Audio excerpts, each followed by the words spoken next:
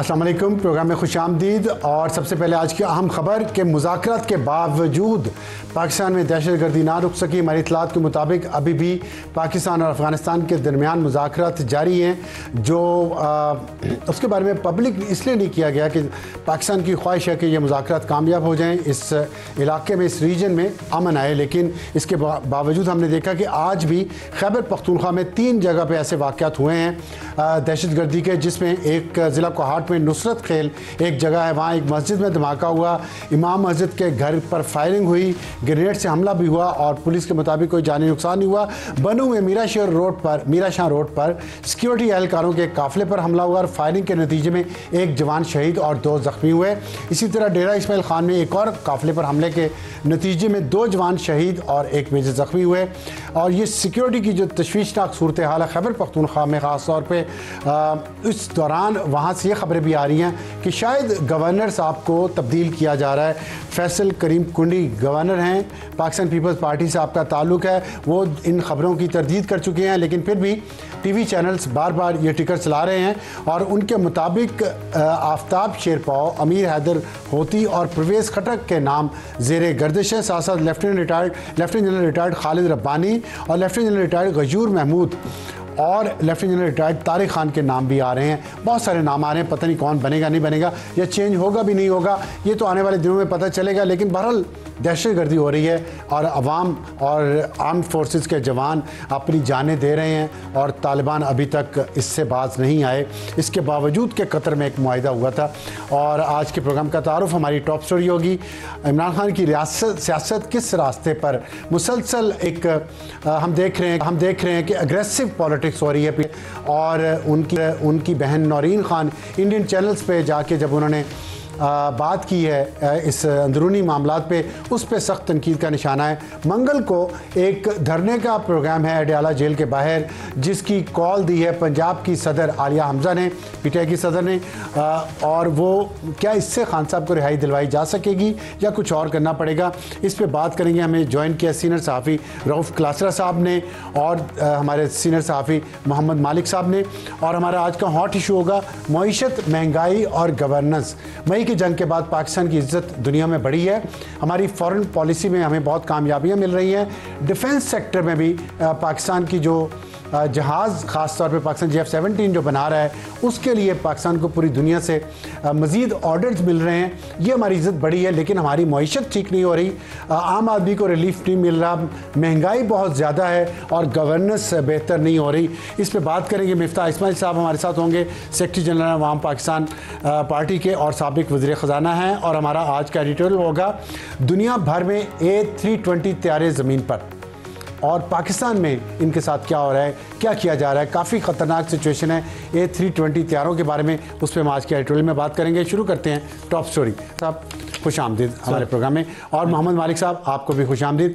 मालिक साहब, ये बताइएगा, आपसे शुरू कर लेते हैं क्योंकि आप ज़रा थोड़ा दूर बैठे हैं और दूर बैठे मेहमान को ये ना एहसास हो कि उनकी शायद मुसावी सलूक नहीं हो रहा, जैसा कि हमारे प्यारे दोस्त रऊफ़ क्लासरा साहब को होता है। ये फरमाइएगा कि जो खान साहब की सियासत है इस वक्त और जिस तरह की जारहाना सियासत है पीटीआई की, आप समझते हैं कि उनको कोई कामयाबी मिलेगी इस तरीके की सियासत करने से? नहीं, मेरा तो ख्याल है कि अभी सियासत हो नहीं रही। देखें, जारहाना सियासत अगर आप सड़क के ऊपर या ऑन ग्राउंड भी जारहाना सियासत हो, सोशल मीडिया पे बहुत जारहाना सियासत है, प्रेस कॉन्फ्रेंसेस बहुत जारहाना है, लेकिन हम पिछले 2 साल में देखें हुआ क्या है। अभी तक सही या गलत जो पंजाब में हो गया पीटीआई के साथ, उन्होंने पूरा स्ट्रक्चर तोड़ के रख दिया है, वर्कर्स को कमर तोड़ दिया, इतना रगड़ा पड़ा है, सब कुछ पड़ा है। अभी भी बहुत से लोग अंदर हैं, मुकदमात भुगत रहे हैं। खान साहब तो अंदर हैं, लेकिन आम आदमी की कैपेसिटी नहीं है रगड़ा खाने की उतने। अब जब आप बार बार धमकियां देते हैं, आपको याद है जब गंडापुर साहब थे, उनके बयानात कुछ और होते थे, ये हो जाएगा, गोलियां चलेंगी, छाती पे खाएंगे, ये मारेंगे, वो मारेंगे, फिर वही बयानात फिर पिछले 2-3 दिन से बड़े तेज हुए हैं। गवर्नमेंट इस वक्त बड़ी कंफर्टेबल पोजीशन में बैठी हुई है। आपके पास ऑपोजिशन के बाद 2 ही चीजें होती हैं ना, या आप पार्लियामान के अंदर कोई आपकी फोर्स हो या सड़क के ऊपर आप डिस्टर्बेंस कर सकें। सड़क पे आप इस वक्त नहीं है। इंटरनेशनल कोई प्रेशर नहीं है गवर्नमेंट के ऊपर, लॉटरी निकली हुई है गवर्नमेंट की। फिर गवर्नमेंट के लिए जो पॉलिटिकल पार्ट है रूलिंग डिस्पेंसेशन का, उनको सबसे बड़ा फायदा ये हो गया कि इमरान साहब क्या सीधा सिंपली कॉन्फ्लिक्ट है इंस्टीट्यूशन के साथ, फौज के साथ। वो रोजाना आर्मी चीफ के खिलाफ कोई ना कोई बात करते हैं, बिल्कुल जाती बन गए हैं। तो गवर्नमेंट के ऊपर से ये बोझ भी हट गया, वो कहते हैं ठीक है जी, ये उनसे निपटेंगे, वो इनसे निपटेंगे, तो उन पर कोई बातचीत का प्रेशर भी नहीं है। अब जुडिशरी के अंदर जो रिफॉर्म्स हो गई हैं निज़ाम के अंदर, इसके बाद जुडिशरी की भी कोई फिक्र नहीं रही गवर्नमेंट की। अब इमरान खान साहब को सोचना होगा कि किस क्लैरिटी से आगे जाना है। देखिए फॉर एग्जांपल मैं क्विकली एक बात कर दूं, जब पार्लियामेंट्री कमेटी से रिजाइन किया तो सबका ख्याल था कि शायद नेशनल असेंबली और असेंबली से ही बाहर आएंगे। आपने पार्लियामेंट्री कमेटी से रिजाइन किया, लेकिन आप असेंबली में बैठे रहे। फिर आपने बायपोल्स का आपने किया बॉयकॉट, लेकिन 2 कॉन्स्टिट्यूंसीज में फिर भी इलेक्शन लड़ा।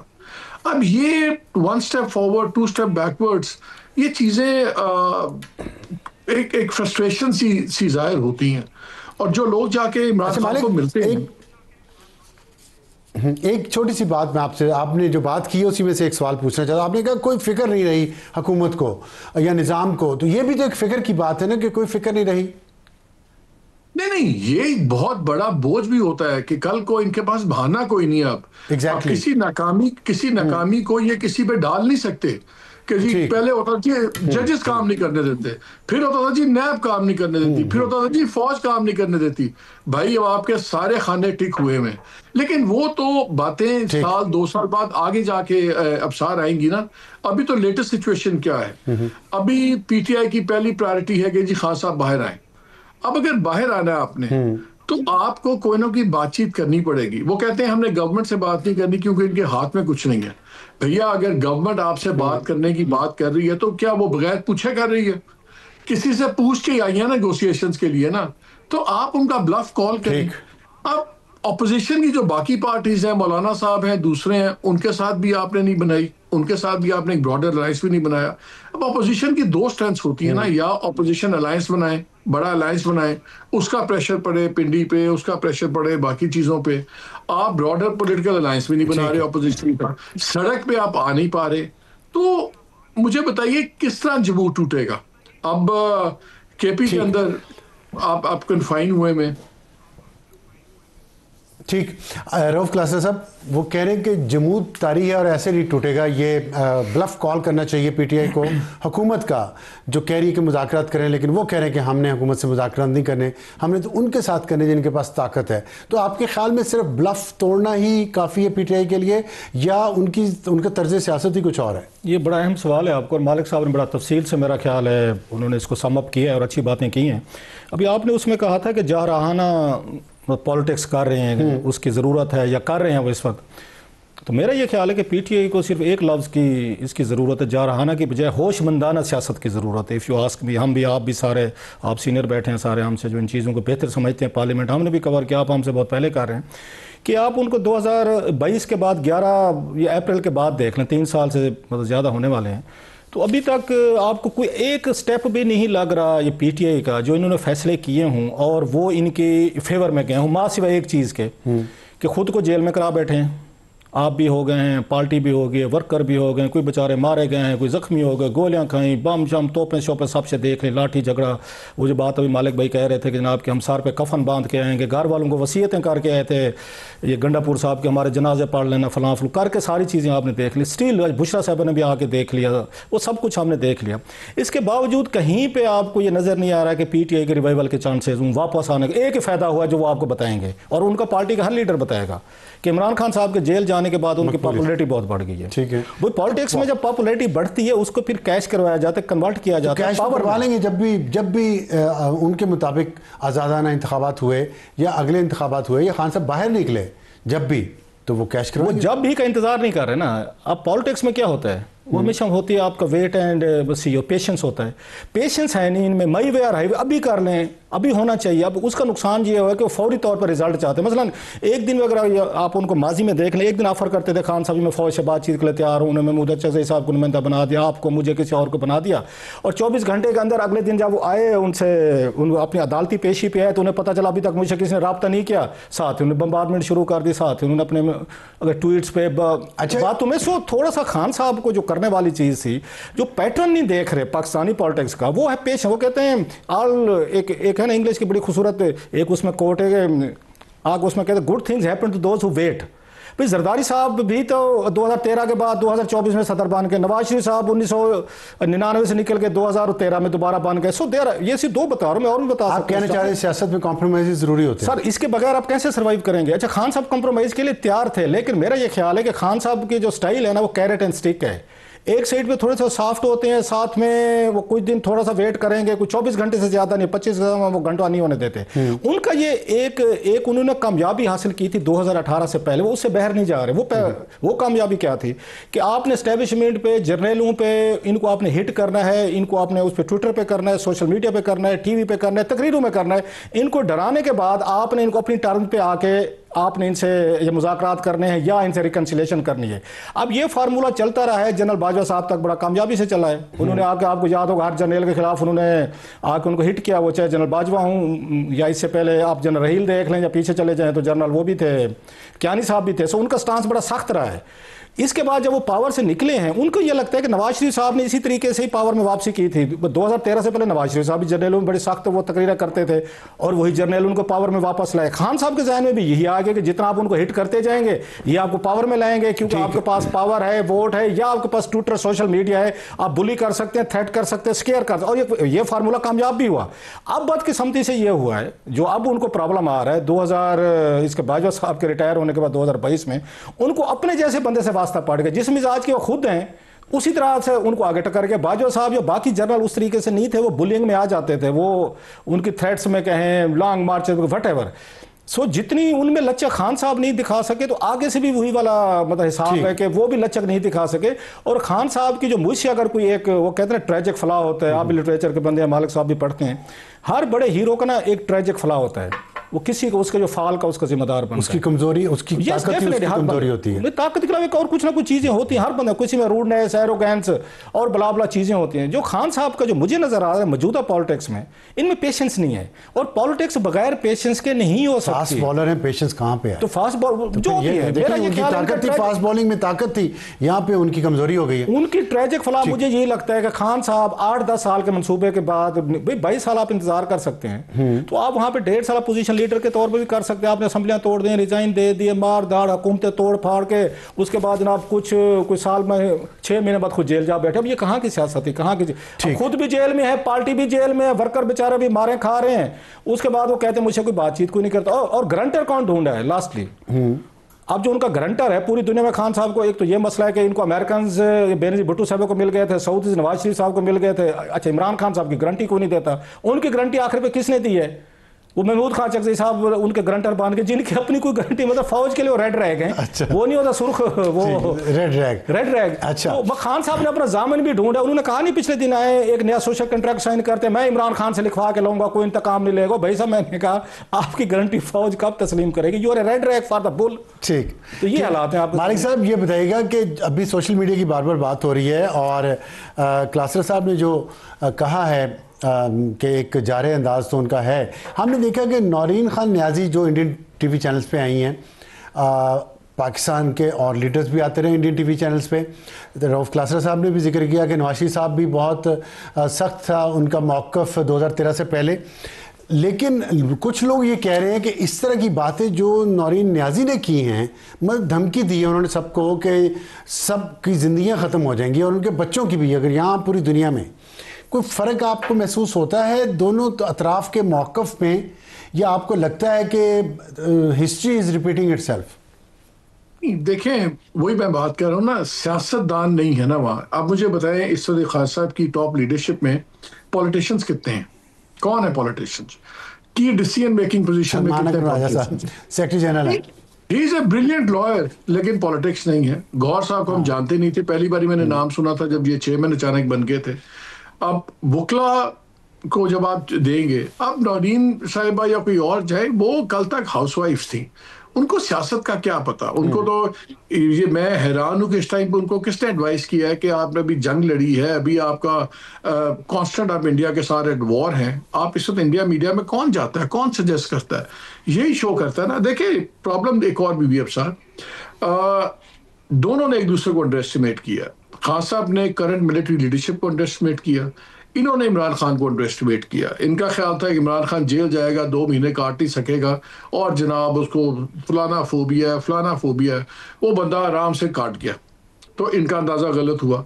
इन्होंने जैसे रऊफ ने बड़ी डिटेल में बातें बताई, इन्होंने वही स्ट्रैटेजी जो पहले काम करती रही, पहले जर्नैलों पे who had a lot of skeletons in their closet, उन पे वो सारे बैक ऑफ कर जाते थे। अब 2 अल्फा मेल्स बैठे में, एक पावर देख चुका है और एक्सट्रीमली पॉपुलर है, एक के पास जेन्युइन पावर है और उस पे इंटरनेशनली जो इस वक्त आप लेवल पे वो खेल रहे हैं, उसका इस उनसे पहले कोई आर्मी चीफ उसे नेशनल लेवल पे वो पजीराई नहीं मिली भी। तो दोनों अपनी अपनी ज़ैनत के ऊपर हैं। अब वो भी बैक ऑफ नहीं करेंगे, ये भी बैक ऑफ नहीं करेंगे। दूसरा, मेरी एक बारी खान साहब से बात भी हुई, इनकी गिरफ्तारी से कुछ अर्सा पहले हम बात कर रहे थे, तो नेल्सन मंडेला की बात हो रही। मैंने खान साहब को कहा, मैंने कहा देखें नेल्सन मंडेला 25-26 साल अंदर रहा, वो सिर्फ अपार्टाइड की बात करता था, वो नस्ल इम्तियाज को बुरा कहता था। उसने कभी बोथा को या डी क्लार्क के बारे में कोई बात नहीं की। उसको पता था कल को उसने उनके सामने टेबल पे बैठ के निगोशिएशंस करनी। अगर आपने फौज से भी बात करनी है, अगर आपने कहते हैं कि मैंने बात ही फील्ड मार्शल से करनी है, अगर आप रोजाना गाली देंगे, रोजाना धमकियां देंगे, अगर वो बंदा चाहेगा भी तो आपसे कौन बात करेगा। आपको इस पोजीशन में छोड़ नहीं रहे क्योंकि आपसे बात करना भी चाहे, दरवाजे खुद बंद हो रहे हैं। और देखिए कॉम्प्रोमाइज का लफ्ज मैं नहीं बिलीव करता, आपने भी पहले बात की, रूफ भी कह रहा था, कॉम्प्रोमाइज नहीं होता। हर चीज सियासत में कॉम्प्रोमाइज नहीं होती, मनूवरेबिलिटी होती है। आप पानी की तरह होते हैं, जब 2 रास्ते बंद होते हैं तो पानी अपना रास्ता बनाता है। सियासत में भी आपको मिड से लॉन्ग टर्म देखना है। ये नहीं होता कि अगर आज एक बात कर दी, कल इस पे बात होगी, और जितनी उनकी पॉपुलैरिटी है, यकीन माने उनको इस वक्त उनके सपोर्ट बेस में, उनकी पार्टी में, उनके फॉलोअर्स में उनको 7 गुना माफ है। आज इमरान खान कुछ भी बात करके बाहर आ जाएं, ये लोगों की खाम ख्याली है कि जी पॉपुलैरिटी नीचे हो जाएगी, वो जी उन्होंने डील कर ली है। मसला ये है कि उनकी डील इसलिए नहीं हो पा रही कि दूसरी साइड के लोग ये कहते हैं कि अगर कोई डील हो भी जाए खान साहब से, तो खान साहब जब बाहर आएंगे उनको 1 लाख बंदा नजर आएगा, उन्होंने डील खत्म कर देनी है। सो वो गारंटी कौन करेगा? अच्छा, ये मसला है। मसला सबसे बड़ा यही है कि who will guarantee any deal और एनी अरेंजमेंट। ठीक है, एक मुख्तसर जवाब दे दें। आपने कहा, आपका एक बयान बड़ा मशहूर हुआ है कि 4.5 मई करवाना चाहती है हुकूमत, और दूसरा हम देख रहे हैं कि मौत की खबर खान साहब की फैलाई जा रही है। क्या आप समझते हैं ये डेस्परेशन है पीटीआई की कि वो मौत की खबर के जरिए सियासत करना चाह रही है क्योंकि बाकी कार्ड ख़त्म हो गए हैं उनके पास, या फिर हुकूमत को चाहिए कि वो कम से कम रिश्तेदारों को तो इजाज़त दे कि वो मुलाकात करें, ताकि ये जो एक एंग्जाइटी लेवल ऊपर चला जाता है पूरी दुनिया में, फिर ये बात फैल जाती है, उसका मदावा हो सके? What do you suggest? अब सर मुझे एक बात बताएं, एक बात आप समझते हैं, मैं समझता हूँ, रूप समझता है कि गवर्नमेंट अगर ये मुलाकातें होने दे तो कोई क़यामत नहीं आएगी। आपका क्या ख्याल है? गवर्नमेंट को नहीं पता? जो लोग 3-3 बारी वज़ीर आज़म बने या पार्टीज लेके, उनको नहीं पता? क्या जरदारी साहब को ये बात नहीं पता है? फौज डायरेक्टली इनडायरेक्टली पूरी 75 साल हमारी पॉलिटिक्स में इन्वॉल्व रही है, उनको नहीं पता? There is always a method to madness. मुझे तो ये यकीन होता जा रहा है कि ये एक चाहते हैं कि ये हालात बढ़े, ये कोई फोर्सफुल एक्शन करें ताकि रही सही जो इनकी बची है ताकत व्हाटएवर, उसको निजाम उसको भी क्रश करने पे दर पाए। मैं इसको एरोगेंस ऑफ पावर समझता हूँ, गलत फैसला है, बट मुझे तो ये पैटर्न नजर आ रहा है कि पीटीआई को मजबूर करो कि ये आए सड़कों पे, कोई इस्लामाबाद प्रोवोक किया जा रहा है, ठीक है, ताकि जो रही सही है वो भी पूरी कर दे। रऊफ साहब, आप समझते हैं कि ये पॉलिसी हुकूमत की मेथड इन द मैडनेस है या वाकई पॉलिसी दुरुस्त होनी चाहिए? नहीं, मैं उससे मालिक से एग्री करता हूँ, बल्कि मैंने एक और इस पे एक रीडिंग है मालिक साहब से, थोड़ी सी मिलती जुलती है बट इन डिफरेंट पर्सपेक्टिव। उससे पहले कि मैं आऊँ, मुझे याद पड़ता है कि जो उन्होंने बात की ना, हुकूमतें इस तरह की एरोगेंस पावर का मुजाहरा करती है। असली जरदारी साहब मेरा ख्याल लियारी या कुलांडी जेल में थे, 90s की बात है, तो बेनज़ीर भुट्टो साहब पोजीशन में थी, तो वो भी ये कहते थे कि जरदारी साहब पे टार्चर हो रहा है, फलान हो रहा है, ये हो रहा है। तो कोई सहाफ़ियों का मेरा ख्याल है उस वक्त के वज़ीर दाखिला थे, उन्होंने इनको ये अलाउ किया था, शायद मालिक भाई भी होंगे, इन्हें याद होगा वहाँ पे ये साथ गए थे या नहीं थे। ये मेरा ख्याल है कराची जेल में इनको ले जाया गया था और मुलाकात, जिसमें मेरे शहीन सबाई साहब थे, शायद नुसरत साहब थे, शायद आमिर मतीन साहब थे, हामिद मीर साहब थे, मुझे याद पड़ रहा है कोई इस तरह के। उस वक्त में जर्नलिज्म एक्टिव इतना नहीं था, but I use to follow all these stuff. So ये माजी में भी इस तरह की चीज़ें होती थी कि जो बड़े उसमें पॉलिटिकल लीडर्स जाते थे, मुलाकातें अगर नहीं हो रही या कोई टार्चर की बातें या किसी नुकसान की बातें, तो सहाफ़ियों के भी हुकूमतों ने बना के भेजे हुए हैं, जो मैं उनके आसिफ अली जरदारी साहब और उनकी मैं बात कर रहा हूँ। एक चीज़, दूसरी चीज़ जो मैं एक समझता हूँ कि एस्टेब्लिशमेंट इमरान खान साहब पे उन्होंने PhD की हुई है। इमरान खान साहब उस तरह के सियासतदान है जो अब वो नहीं रहे, अनप्रेडिक्टेबल नहीं रहे, उनका मिजाज, उनके मूड्स, उनके रिएक्शन, एनीबॉडी कैन प्रेडिक्ट कि खान साहब का फलां अगर उनके साथ अब ये रवैया रखें तो खान साहब क्या इस पर अपना रिएक्शन क्या देंगे। मसलन माजी में भी 2-4 दफ़ा वो कर चुके हैं, आपको याद होगा कि उन्होंने उनकी बहनों को गिरफ्तार किया, टार्चर किया, उनके जो फॉलोअर्स को, दीगर को, और दरमियान में SCO की मीटिंग्स हो रही थी पिछले साल की बात, उन्होंने इन खान साहब से 18-20 दिन मुलाकात नहीं होने दी थी, आपको याद पड़ जाएगा। ये कोई बयानात देते हैं अनारकी वगैरह, वो करते क्या हैं, वो खान साहब को अनकंफर्टेबल पोजीशन में लेके जाते हैं, and then they want certain reaction from Khan साहब, जो कि उनकी अपनी पार्टी को नुकसान देते हैं। ध्यान में रखिएगा, ठीक, मैं आपको 2-4 गिनवा भी सकता हूँ। खान साहब से जब वो मिलते हैं कुछ दिनों बाद, वो जाते हैं, वो रिएक्शन देते हैं और अपनी ही पार्टी पे कोई ना कोई खुद का हमला कर देते हैं। वो इस्तीफे दिलवा देंगे, वो आपकी वो कमेटी छुड़वा देंगे, आपको 2-4 बंदे सैक कर देंगे, उमर अयूब को निकाल दो, तो उसके बाद गंडापुर को निकाल दो, फलाने को आगे पीछे कर दो। ये खान साहब को वो जानते हैं कि इनका रिएक्शन हमने कैसे लेना है, गुस्सा दिलवा के। अभी भी वही कर रहे हैं कि खान साहब से मैं आपको शर्तिया कह रहा हूँ, ये मेरा क्लिप रख लीजिएगा, अभी मिलेगा ना जो ही, उसके बाद खान साहब ने बहुत बम्बार्डमेंट करनी है, बहुत ज़्यादा सख्त गुफ्तगू करनी है, और मुमकिन है जैसे उन्होंने वहां से इस्तीफे दिलवा दिए हैं उनसे कमेटीज मीटिंग है, यूजफुल एक्सरसाइज, मुमकिन है वो अपने सबको कहें जनाब कि आप पार्लियामेंट से इस्तीफे दे दो, सारे के सारे छोड़ दो। तो खान साहब को अभी भी मैं समझता हूँ मेथड टू मैडनेस की जो बात कह रहे हैं ना, अभी भी एस्टेब्लिशमेंट के जहन में कोई ना कोई कैलकुलेटेड प्लान है कि हमने कब इनकी मुलाकात करवाने, कहते हैं कि मंगल वाले दिन शायद हो जाएगी, कल परसों, लेकिन उनके जहन में सर्टेन रिएक्शंस हैं कि खान साहब उनकी तवक्कुआत पूरी दबाएंगे तो ये होगा। यस, वो बहुत शुक्रिया, अनकंफर्टेबल पोजीशन में ले जाते हैं। हम आपको एक क्लिप संभाल के रखें। आपने कहा मालिक साहब आपका बहुत शुक्रिया, बड़ी इंटरेस्टिंग डिस्कशन हो रही थी, लेकिन बदकिस्मती से हमारा टाइम इस सेगमेंट का ख़त्म हो गया। आपको भी उम्मीद है ये पसंद आएगी। एक ब्रेक के बाद हमारा आज का हॉट इशू प्रोग्राम में दोबारा खुश आमदीद। वक्त है हमारा आज के हॉट इशू का, मईशत, महंगाई और गवर्नेंस, इस पर बात करेंगे। और IMF की एक रिपोर्ट आई है, आपने देखा होगा, उसमें उन्होंने बहुत सारी चीज़ों का बताया है कि कितना नुकसान हो रहा है पाकिस्तान के सिस्टम फेलियर की वजह से, और हुकूमती मिल्कियती इदारों का नुकसान 1000 अरब रुपए से बढ़ चुका है। सब्सिडी दी जा रही है, सुपर टैक्स के खात्मे पे बात नहीं हो रही, टैक्स की मजमूई शरह में कमी की जानी चाहिए अगर मैन्युफैक्चरिंग सेक्टर को राग़िब करना है। और special investment facilitation council SIFC के national coordinator general Sarfaraz Ahmed साहब ने कहा है कि सुपर टैक्स के खात्मे और टैक्स की मजमूई शरह में कमी के बगैर मैन्युफैक्चरिंग सेक्टर में तरक्की मुमकिन नहीं है। उन्होंने तारीफ़ की है इस बात की कि वज़ीर ख़जाना और उनकी टीम ने मुल्क को डिफ़ॉल्ट से बचाकर मईशत को इस्तेहकाम फराहम किया, लेकिन ग्रोथ लेड जो प्लान है वो आना चाहिए, और एक्सपोर्ट लेड ग्रोथ ही वाहिद हाल है इकानमी को बेहतर बनाने का। हमें ज्वाइन किया मिफ्ता इस्माइल साहब ने, जो सेक्रेटरी जनरल अवाम पाकिस्तान और साबिक वज़ीर ख़जाना हैं। उनसे पूछेंगे कि जो IMF की रिपोर्ट आई है और इसके अलावा जो इस वक्त कारोबारी और सनदी बरादरी है वो क्या चाह रही है, और किस तरह से पाकिस्तान की मईशत को बेहतर किया जाना चाहिए ताकि महंगाई और गवर्नेंस बेहतर हो। मिफ्ता साहब अस्सलाम वालेकुम। वालेकुम सलाम। कैसे एक्सपोर्ट लेड ग्रोथ की अगर हम बात करें और सैलरीड क्लास की बात करें, टैक्स उन पे बहुत है, अब आप कहा जा रहा है सुपर टैक्स भी ख़त्म कर दिया जाए, फलां भी ख़त्म कर दिया जाए, IMF कह रही है सब्सिडीज़ ना दें, तो होगा क्या है सोल्यूशन? देखें, जो इस इक्वेशन को बैलेंस करने के लिए आपको एक चीज़ करनी पड़ेगी जो हम बिल्कुल सोचते भी नहीं है जिसके बारे में, वो ये अखराजात कम करने, सूबे की हुकूमत के भी अखराजात करने और वफाक के भी अखराजात कम करने। IMF एक तरफ से आपको कहती है 80% तो तनख्वाह में चला जाता है तकरीबन। मैं उस पर आता हूँ। IMF एक तरफ कहती है कि भाई एक तरफ आपको बजट में कुछ सरप्लस होना चाहिए, प्राइमरी सरप्लस जिसको कहते हैं एक तरीके का, यानी कि खसारे की एक लिमिट करती है। अब जब खसारा आपकी लिमिट है और आप अखराजात तेजी से बढ़ाएंगे तो टैक्सेस भी तेजी से बढ़ेंगे।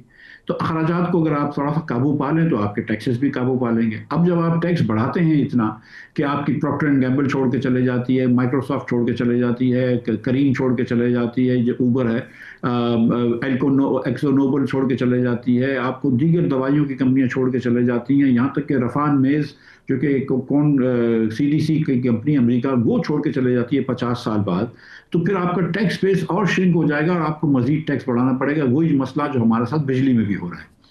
अब जो है जनरल सरफराज ने भी ये बात करी, दीगर लोगों ने ये बात करी कि भाई ये मॉडल सस्टेनेबल नहीं है, इससे हमारी ग्रोथ नहीं आ सकती है, और अब आपको ग्रोथ लाना ज़रूरी है।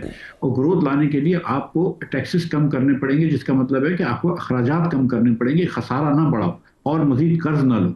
अब हुकूमत अखराजात कम करने के लिए बात ही नहीं करती। भाई अगर आपने ये कहा कि, और ये बात दुरुस्त नहीं है कि 80% सैलरी में जाता है, लेकिन अगर 80% सैलरी में जाता है तो फिर इतनी बड़ी फौज क्यों रखी हुई है हुकूमत के अंदर ब्यूरोक्रेसी की?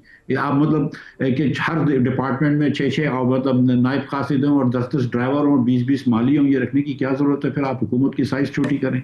नहीं देखिए, ये आप हमारा नज़ला ड्राइवर्स, गार्ड्स, नायब कासद ही पे क्यों गिरता है? आप सेक्टरीज का नहीं देखते क्या हालात है? कितने सेक्टरीज और 22 ग्रेड के कितने ऑफिसर हैं पाकिस्तान में, और जो मेंबर्स हैं बड़े बड़े इदारों के, उनके कितने पर्क्स एंड प्रिविलेजेस हैं? फिर आप कह रहे हैं टैक्स कम कर दें। टैक्स तो आप कह रहे हैं कॉर्पोरेट सेक्टर पर कम करें, सैलरीड क्लास की कोई बात ही नहीं करता। जी सर, मैं माजरत के साथ जब टैक्स की हमने बात की तो आज भी मैंने ट्वीट किया है, आप देखें कि 43 अरब रुपया हुकूमत ने अपने लेजिस्लेटर्स को, जो हुक्मरानी लेजिस्लेटर्स, उनको 25-25 करोड़ रुपए दे दिए। ठीक है, अब जितना करप्शन उसमें होगा वो मैं और आप समझते हैं, तो छोड़ दें, बात नहीं करते। ठीक है, लेकिन 20% तो कम से कम होता है, कहीं कहीं 80% भी हो जाता है सूबे के हिसाब से, लेकिन 20-30% हो जाता है एवरेज पे। अब अगर आप ये नहीं करते तो मैंने आज ट्वीट किया सुबह कि आप अगर सिर्फ 3 लाख से कम नौकरी वाले तनख्वाह वाले लोगों को तो आप 25 से 50% तक रिलीफ दे सकते थे, और अगर सारे नौकरी पेशा लोगों को रिलीफ दे रहे हैं, ज्यादा तनख्वाह वालों को भी, तो आप 8 से 10% रिलीफ इनके टैक्स में दे सकते थे। लेकिन आपकी जो तरजीह थी वो ये थी कि अपने MPs को, MNAs को, जो कि जिस तरह इलेक्ट होकर हम जानते हैं, उनको आपने पैसे दे दिए 25-25 करोड़ रुपए। तो हुकूमत की तरजीह ठीक होनी चाहिए ना। आज 4 साल से ये बैठे हुए हैं हुकूमत के अंदर, और अभी भी आप पीछे वालों के ऊपर इल्जाम लगाएं, वो लगाएं, कोई बात नहीं, सियासत करें, आप पीछे वालों के ऊपर इल्जाम लगाएं, लेकिन कभी ना कभी तो आपकी भी जवाबदारी बनती है ना भाई, कभी ना कभी तो आपकी भी बनती है। और ये बात आपकी दुरुस्त है कि मतलब सेक्रेटरी है और महकमे हैं, और हर महकमे में नुकसान हो रहा है।